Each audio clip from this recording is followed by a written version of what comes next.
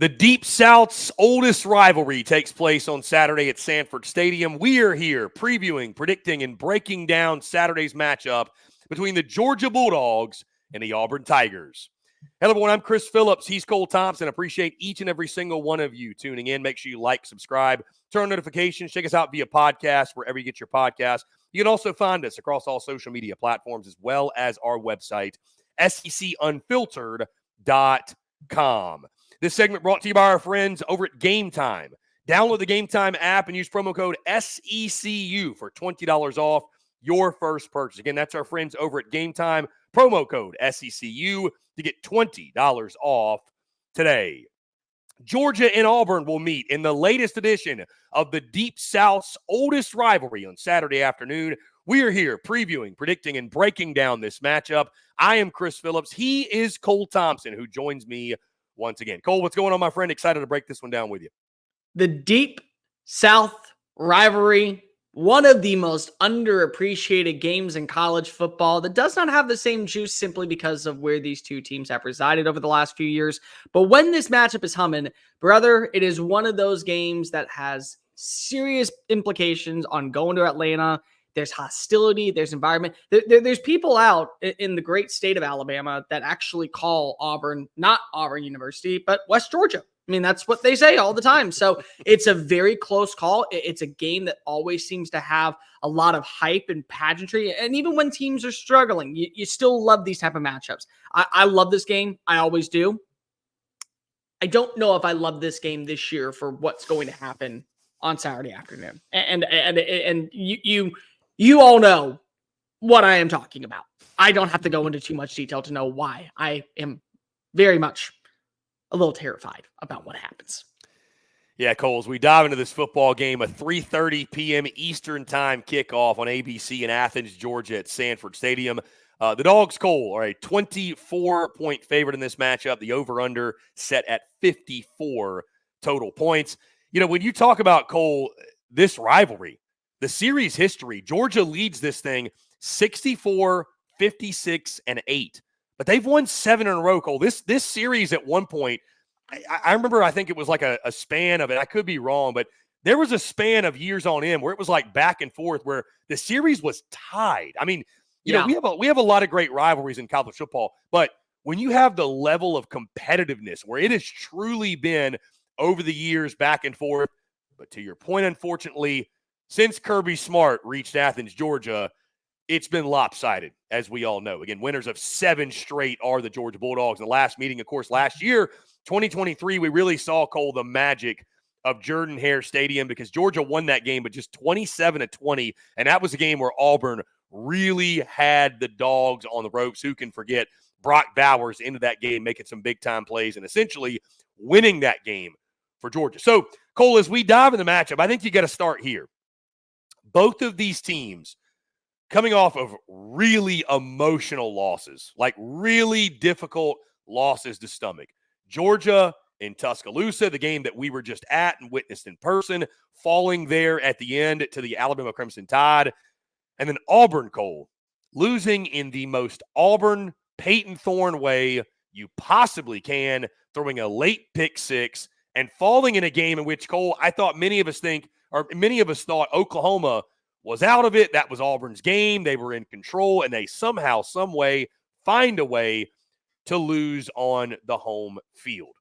What are you expecting from these two teams coming out of the previous week? I mean, again, I think it's safe to say I think Georgia's going to bounce back the right way. This is Kirby Smart we're talking about. I mean, listen, Cole, if 30-7 in Tuscaloosa at halftime didn't break them, I don't think losing that ball game the way they did even will break them either.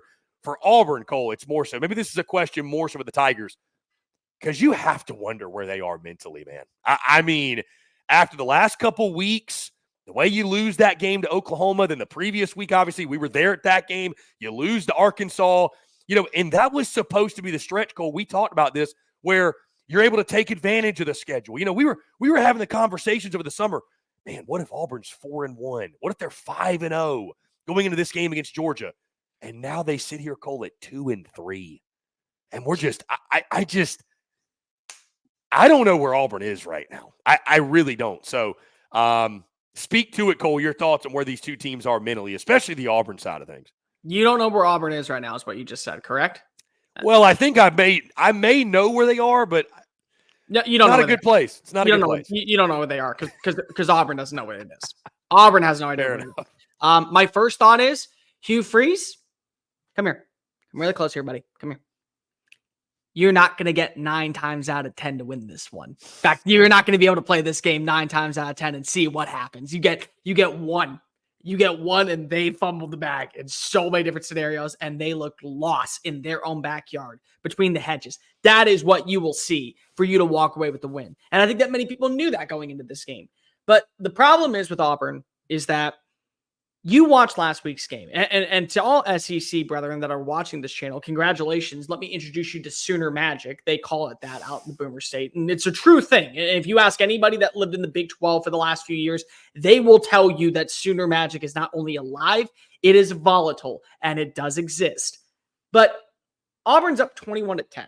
And they get a scoring drive, and they go for the 2-point conversion. Really, really good catch by J.J. Hester. I'm not trying to rub salt in the wound, Auburn fans. I swear I'm not. But you don't get the 2-point conversion, and you say, well, Payton Thorne's actually playing a very strong game. And he is promised 2 games a year where he looks like a stable, sturdy quarterback.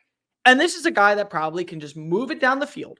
You run a couple of RPOs. You have a good mobile quarterback, very similar to Michael Harkins on the other side, a veteran that's played in this type of environment. Jordan-Hare Stadium is at its all-time peak. It is still humming as it should on a Saturday afternoon, and they still got to go march all the way down. And you missed 2 field goals earlier on in the game. That definitely didn't hurt your case. But as long as you don't make that critical mistake, as long as you don't make a blundering mistake, well, you got to force Oklahoma's offense that is missing all these wide receivers, missing offensive linemen, has a complete new quarterback going into what, for my money, is the 3rd most toxic environment in all of college football. And when we say toxic, that is a compliment on this channel, so don't take that to be rude.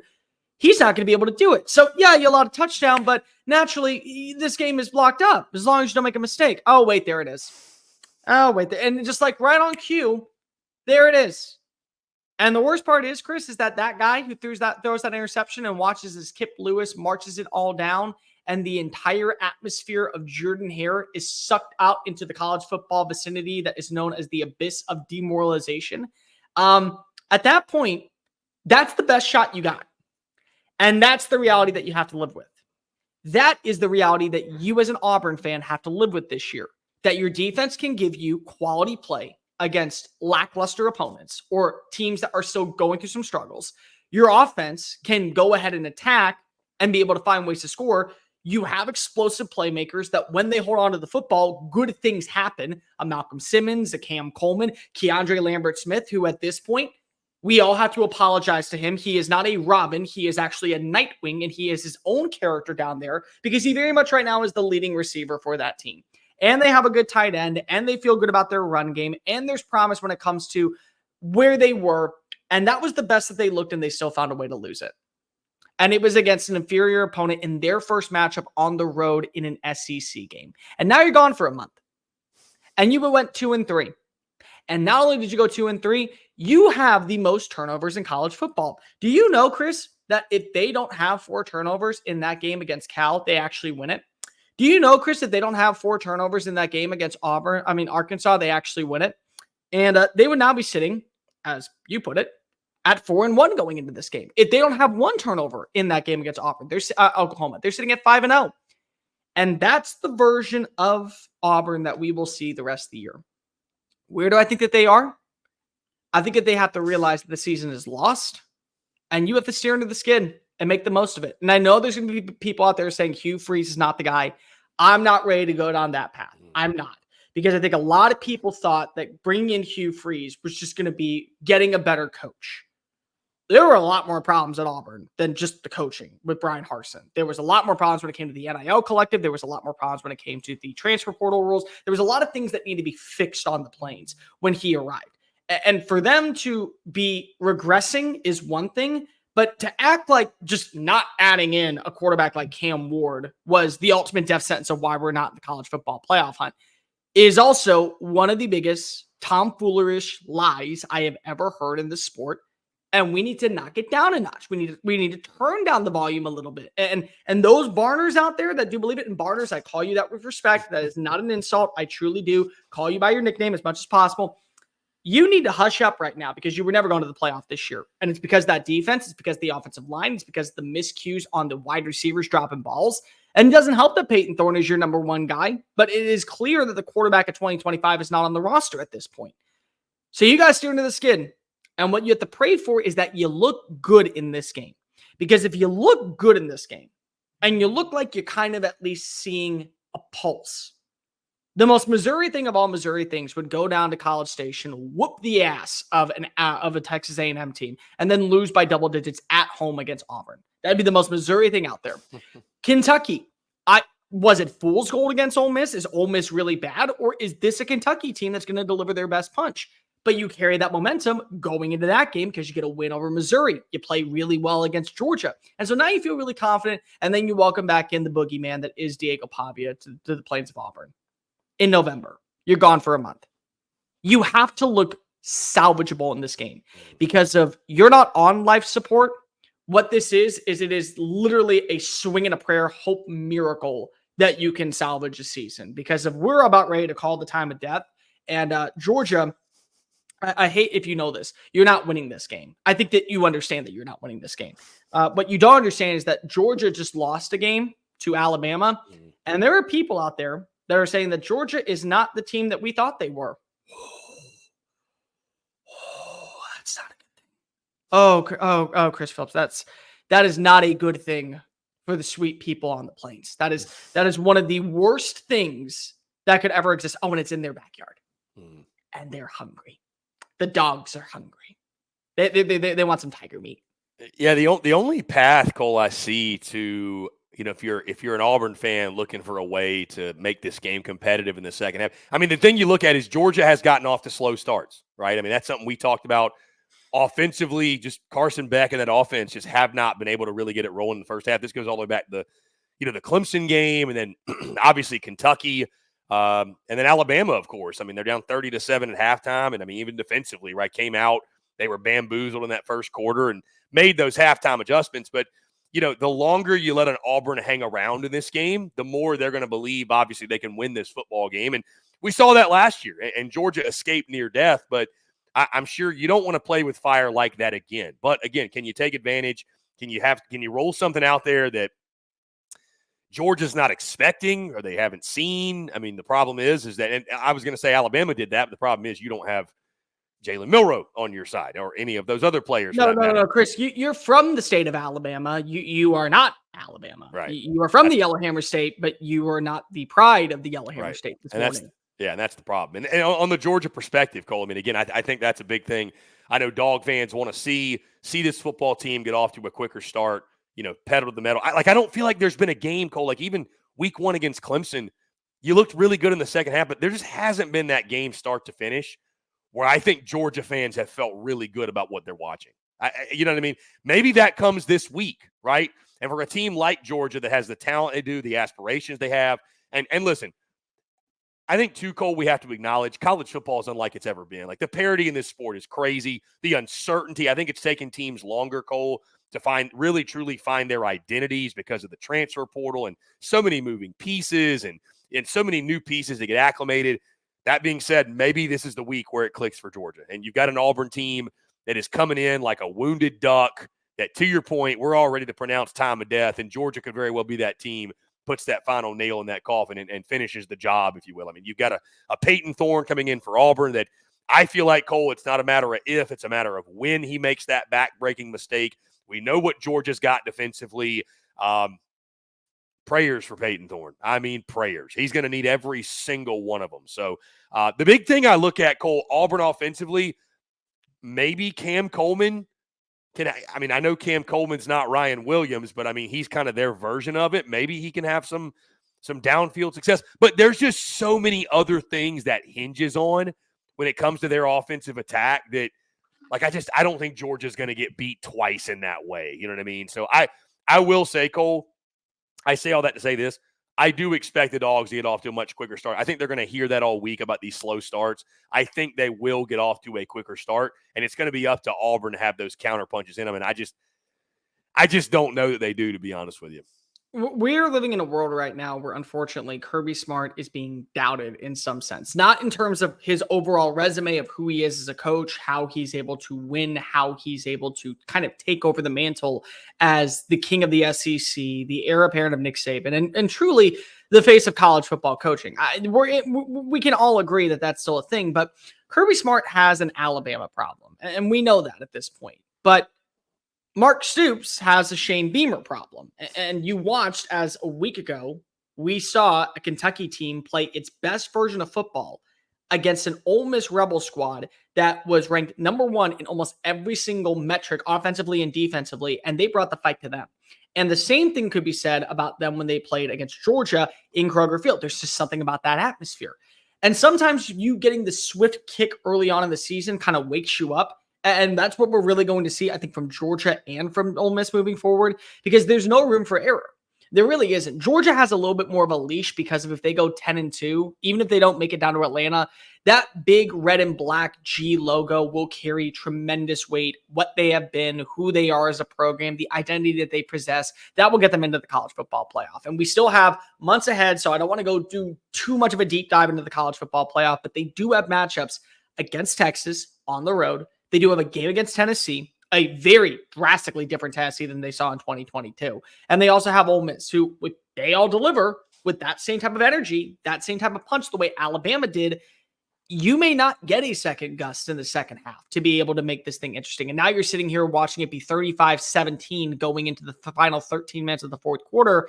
And you just have to realize, we got to take some deep shots downfield and just go ahead and go for broke. That's all we have left at our disposal if we want to walk away with anything remotely close to a win. But this is a game where Kirby Smart gets to kind of show everybody, hey, it's an Alabama problem. It's not a roster problem. It's not we're downtrodden. Our depth isn't that bad. We still have quality players. The culture isn't poisoned inside the locker room just because we have so many people getting arrested left and right for traffic violations. The Fulton County Police Department is very much in our favor right now. Like, it takes one game, and it takes one game in a rivalry matchup coming off of a loss against a team that you have dominated against. Call it a spade. You have dominated over the last 7 years, since really 2017 in this matchup. It takes one game to get right back in the wagon, and more importantly, get that internal clock rocking the way that it should. And that's where I think Georgia realizes this. Because if they play the way they did in the second half, Kirby Smart's allowed to make the comment that Hugh Freeze makes after every game. We beat them 9 times out of 10. They would. You play that game in the second half the way that they did, and you get the one turnover and the interception and the fumble, and Alabama maybe isn't playing as conservative offensively, or they're not milking the clock or going for some trick plays to keep things interesting in that game, it'll still be a close one, but you probably pull away. You probably do, because of what that atmosphere is. That's what I think you're going to see on Saturday, is a team that understands what the standard is in Athens, what the standard is in the SEC, and why we are still one of, if not the team to beat now with Nick Saban departing this great conference. And unfortunately, I think it would happen to anyone. I truly do. If Ole Miss came in after this weekend, I think that they would be eviscerated. If LSU came in, regardless of how their defensive lines work, they would be throttled. The problem is that Auburn's just the next victim on the plate. And they got the worst draw of the deck of cards. They literally got, what are we going to get this week? Georgia losing after nearly pulling off the biggest comeback in school history and the biggest comeback in SEC history. Shit. That was the deck that they drew. It would have happened to anybody, and now it's going to happen to Auburn. Cole, before we get into predictions, I just want to point out again, from Georgia offensively, I really want to see Carson Beck just play 4 clean quarters. Like, I want to see him be the same guy from start to finish, because you know what he's capable of. But talking to even Georgia fans on Saturday, they just echoed he's been so up and down. I mean, his slow starts have gone hand in hand with Georgia's slow starts on the offensive side. So I want to see that. I want to see him be more consistent from start to finish. And then also, too, the playmakers on the outside. I felt like they targeted Colby Young a lot in that game against Alabama. He was the guy they went to in the final play. Went to a couple times on the final drive. Yeah. You're still kind of looking for, Dylan Bell made some big plays, Dominic Lovett, but I think you're still establishing who those big time playmakers are on the outside. Again, they targeted Colby Young, the Miami transfer. So those are the two things that I'm really kind of looking in between diving in between the lines, if you will, that I want to see from the Dogs. But as we dive into our predictions, Cole, I'll let you start. You want to kick things off? Sure. Lock in your pick. Sure. Dogs and Tigers, Deep South's oldest rivalry. Sure. Why not? Hang on real fast. I have to do this because of the law states that if I don't, we actually will have to take this down. So there's the TVMA logo that we have to have up here because of what is going to happen in Sanford Stadium. Just had to throw it up there because if I didn't, this video would be taken down immediately. Alabama is one thing. Auburn is another. You may share the same borders of the state. And I want to make this abundantly clear. I believe Auburn is the toughest job in college football. And there is not a close second. There is nowhere near a close second because of what the expectations are on the Plains by the boosters who run the yellow. The yellow wood is knocking all the time. We all know this. Because of what the boosters' expectations are and what your schedule has been in the SEC, where you have to play this game and you have to play the Iron Bowl at the end of the year. On top of that, you have to recruit like Alabama and Georgia. You have to bring in the recruits who are considering Alabama and Georgia. And you have to play a certain brand of football like the programs that often make their way down to Atlanta. And you oftentimes are kind of shown the door maybe a little too early or they give up on you before change is inevitable. Auburn is the toughest job in college football. With that being said, there is no life on the Plains. If you go look at the Lion King, there is a scene where Simba comes back and the entire Pride Rock landscape is bitter and barren because of it is in a drought of disaster. And I know that they're the Tigers, but very much similar to the Lions, there is a drought of an identity for this team on either side of the football. And they're poorly coached and they're poorly ran. And more importantly, you have quarterbacks to where you realize that the version that you saw on Saturday is the best one that comes your way. And you're going to face off against a Georgia team that wants to get back to being the standard. And they have to get back to being the standard because they truly want to show the college football world it's Alabama and it's still us. And until proven otherwise, we have to make sure that we are going to do that. I think Arian Smith has a breakout game. I think Carson Beck rebounds dramatically. I think that you will see as KJ Bolden continues to improve. I think you will see the secondary get better. They won't be making consistent bad play after play. And to all of my Auburn fans out there, I know I'm not your most likable person, especially being with the crimson and white logo attached to my college vicinity. I believe Auburn football is going to be fine if Hugh Freeze can bring in the right transfers because recruiting is going to be at an all-time high. And I believe that college football is better when it comes to Auburn being back at the highest honor. But your children only know pain. Your children live in a world where War Eagle is a very solemnly sad cry right now. And so this game is at 3:30, if I'm not mistaken. I need you to do me a favor. I need you to blanket up the windows. I need you to make it dark and tell them that the game already happened. You need to hide the children because if they don't need to live in a world where they're going to see what you as a fan must realize happens in Sanford Stadium on Saturday.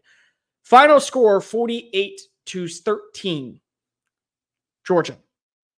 And this will be the one where even though I believe that Hugh Freeze is the right guy for the job, there will be some people that immediately have just sailed that ship. And if he says anything other than this was the most embarrassing moment of my career, you're allowed to sell that ship too. I mean, to your point, Cole, as the losses pile up, I think Hugh Freeze's, dare I say, seat will warm up. One thing, Cole, we didn't talk about is I lock in my prediction here. One thing we didn't talk about, Cole, and I asked Hugh Freeze about this at SEC Media Days back over the summer in Dallas. Hugh Freeze inexplicably gets his team to play well in big games. Even to a point, Cole, where I asked him the question, hey, I forgot what it was, but this is your record as this underdog. I essentially just asked him, what do y'all do to play so well and get up for these big games? You know what his response was, Cole? He's like, well, whatever we're doing, I need to do that more for all the other games. It was actually kind of a funny response. Georgia's going to win this game. Like you mentioned, there's no question they're going to win this game. Do I think Auburn keeps it inexplicably close? Yes. No. Dude, Hugh Freeze in big games. I don't know what he does. I don't know why. I'm not saying the score you pick should not happen, but even if it's like a late score to make it closer than it really was, I don't know. I don't know why Hugh Freeze can get his team up for these kind of games. They shouldn't have hung with Georgia last year. They shouldn't have hung with Bama last year. And you could argue they should have won both those games. So, listen, Cole, I'm not saying that Auburn's going to have a shot to win this game. I'm just saying we're going to look at the final score and be like, what? Like, Auburn plus 24 in this game?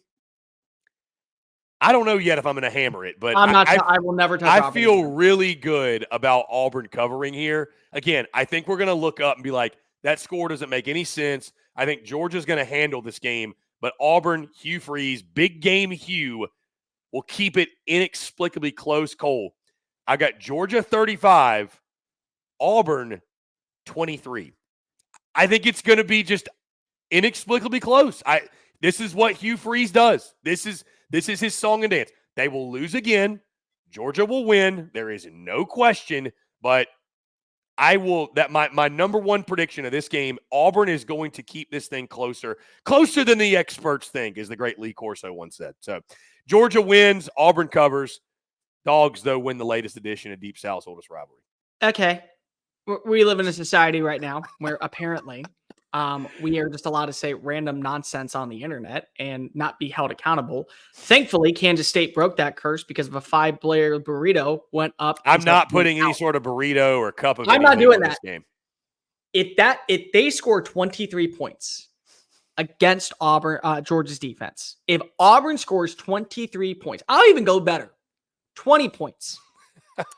In the comment section down below, just to keep in the interaction, I want you to vote one food item. I'm not eating puke. I'm not eating dog crap. One food item that I will eat live during our recap on Sunday Funday. Vote on it. If Auburn scores 20 points in this game, I will eat whatever you say in the comment section.